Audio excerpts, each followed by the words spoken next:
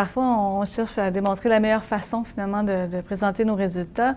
On va s'inspirer un peu de ce que les autres ont fait en lisant les documents, en regardant sur le net, en regardant les présentations orales, et tout à coup, on va se sentir vraiment, vraiment inspiré par une image, par une photo, par un graphique, et on va vouloir l'utiliser pour présenter nos propres résultats.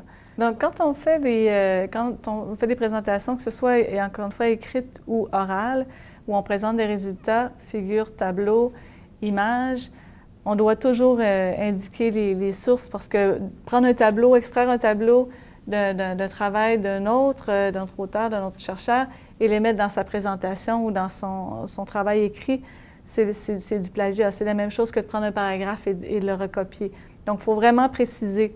Si c'était seulement une inspiration dans la forme ou même dans le contenu, il faut aussi le mentionner. Ça peut être extrait d'un document, ça peut être modifié ou même inspiré d'un auteur pour être en mesure de présenter nos résultats de la meilleure façon, finalement, soit par les figures, par les tableaux, et en s'inspirant d'une image qui existait déjà, mais on peut essayer de la pousser un peu plus loin, d'ajouter des éléments pour la rendre encore plus originale.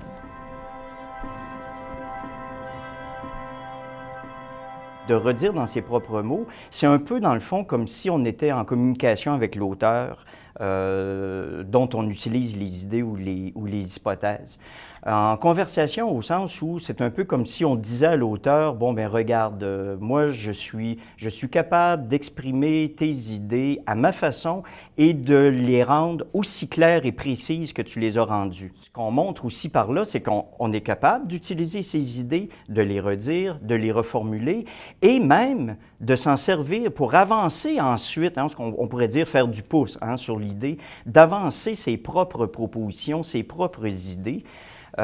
Et à ce moment-là, donc, de faire preuve et de montrer où est notre originalité. Mais pour être capable de montrer où est notre originalité, il faut qu'on ait bien montré ce que l'on va chercher chez les autres auteurs. Ce qui revient, encore une fois, dans une pratique intègre et respectueuse de l'activité intellectuelle. Ça veut dire qu'on cite bien nos sources et à partir du moment où on a fait cette paraphrase, on poursuit avec nos propres idées et on montre là donc qu'on maîtrise bien et cette technique et qu'on a aussi une forme d'originalité, une capacité donc d'écriture qui nous est propre.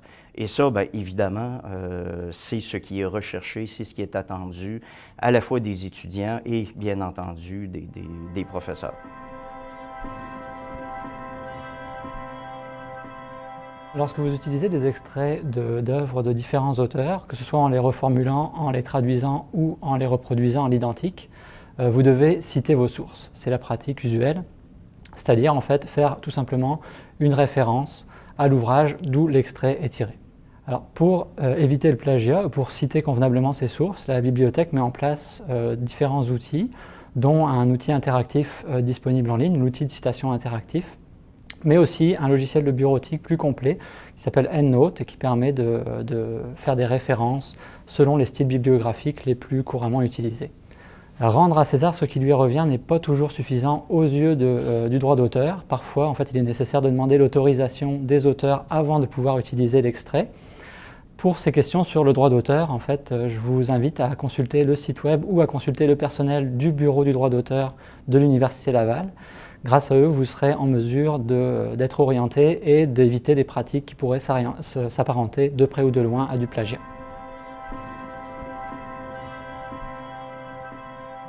En fonction des parcours, en fonction du cheminement académique ou universitaire de l'étudiant, la perception qu'on peut avoir du plagiat peut être différente. Cela dit, il faut être clair sur la question.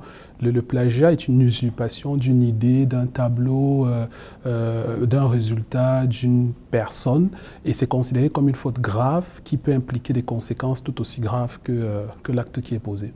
Je dirais que le fait d'être étudiant ne saurait nous exempter de probité ou d'intégrité en matière de recherche scientifique. Bien au contraire, en tant que comptable de l'avenir de la recherche, nous sommes tenus justement d'épouser ou de s'approprier des bonnes pratiques en la matière. Tout simplement parce que chérir cette responsabilité ou cette redevabilité, c'est aussi faire montre d'une grande capacité à construire soi-même ses propres idées sans recourir à une tierce personne ou à l'autoplagiat, qui consiste par exemple à remettre 2 fois le même travail ou à copier une partie d'un travail déjà remis et le retransférer ou le remettre dans un nouveau travail. C'est inacceptable aussi du point de vue de l'intégrité et de la probité en matière de recherche scientifique.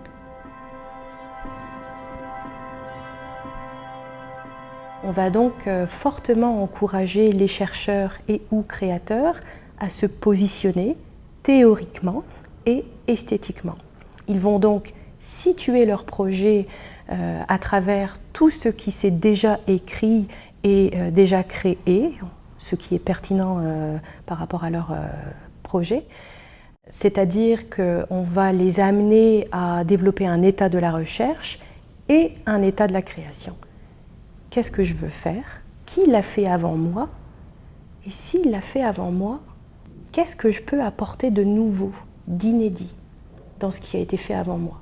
Souvent, les étudiants se découragent. Et ça, c'est le propre de tous les étudiants dans n'importe quelle discipline. Ah, ça a déjà été fait. Et c'est pour ça aussi qu'ils sont un peu freinés par la lecture. La plupart du temps, c'est parce qu'ils ont peur de découvrir que ça a déjà été fait.